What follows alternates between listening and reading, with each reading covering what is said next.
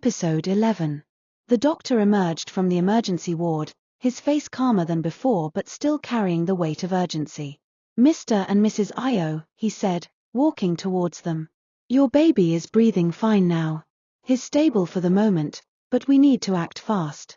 There's a very specific medication we must administer to sustain him. Unfortunately, it's not available in this hospital right now." Io didn't wait to hear another word. "Where can I get it?" he asked, grabbing his wallet. "There's a major pharmacy down the street," the doctor replied quickly, scribbling the name of the drug on a sheet. "Give them this." Io dashed off like a man whose house was on fire. The rain had just begun to drizzle, and the streets shimmered under the misty morning sun. As he approached the pharmacy, his mind raced. He imagined his son gasping for air, imagined Emma weeping helplessly. "No, I will not lose this child," he whispered. But just as he turned to rush back after purchasing the medication, a madwoman appeared in his path, ragged, barefoot, and dirty, blocking him entirely. "Excuse me, I don't have time for games, please," Io begged, trying to go around her. But the woman didn't move.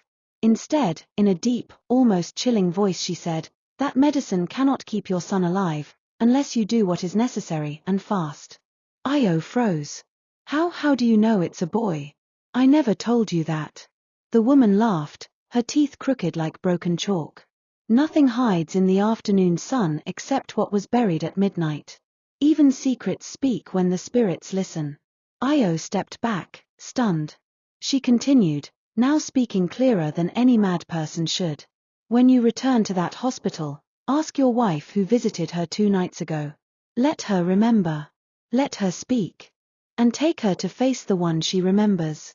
That alone will untie the chain that binds the child." And before Io could ask another question, the woman vanished. 1 second she was there, the next, only a faint wind brushed past his face. With shaking hands, Io returned to the hospital and handed the medication to the doctors. Then he walked straight to Emma's bed. "Emma," he began quietly, "who was the last person you saw at the house before labor started?" Emma blinked. "What do you mean?" Io explained what had just happened, every word the madwoman said. Emma's heart jumped. Her mind rewound quickly. "Yua," she said. "It was Yua. She came to the house early that morning. I heard her voice outside my door. Even my little sister said she was trying to come into my room. She said she didn't know how she got in. The back door must have been opened. Oh my God, Io, it was her." Io stood up, his jaw tightened like a closed gate. "Let's go." "What?" "Let's go and see her. No talking. No shouting. Just like the madwoman said, face to face." Within minutes, Emma had changed into something simple and they both left the hospital quietly. Emma's little sister stayed behind with the nurses and the baby. Io and Emma arrived at their old compound. The clouds were heavy above the Lagos country home estate, as though the sky, too, knew what was about to unfold. As they approached the gate, the universe aligned. Just as Io touched the gate, Yua appeared from inside the compound. She was dragging 2 bags, her eyes swollen from tears. The moment she saw them, she froze like a goat caught in the kitchen. "Emma, what are you doing here?" she yelled in panic. "Why? Why have you come? You're not supposed to be here." Emma and Io were confused. "What are you talking about, Yua?" Emma asked. "Isn't it enough that you have everything, a husband, a child, a home, and peace of mind? Why must you chase me to the only thing I have left, my sanity?" Neighbors began to gather, drawn by her shouting. "Yua," Emma stepped closer. "What's going on?" Yua's eyes turned wild. "Don't pretend like you don't know. You weren't supposed to survive. You and your miserable baby were supposed to be gone by now." Gasps filled the air. Aya, the stout woman who sold provisions across the street, dropped her bag of tomatoes and shouted, "Ha! Olua oh!" Before anyone could touch her, Yua screamed, tore off her scarf, and began ripping her clothes. People stepped back. "Emma, you're a thief. A thief of destinies," she cried. "You stole the life I deserved. It should have been me. Me with the husband, the baby, the peace, me." Then she dropped to the floor, foaming lightly at the mouth, rolling in the dust. Her brother rushed forward to grab her, crying. But it was too late. Her madness was no longer the kind that could be reversed by pills or prayers. The spirit she had summoned had returned to collect its due. The pot that boils witchcraft soup does not complain when fire burns it. He who plants poison cannot expect to harvest honey.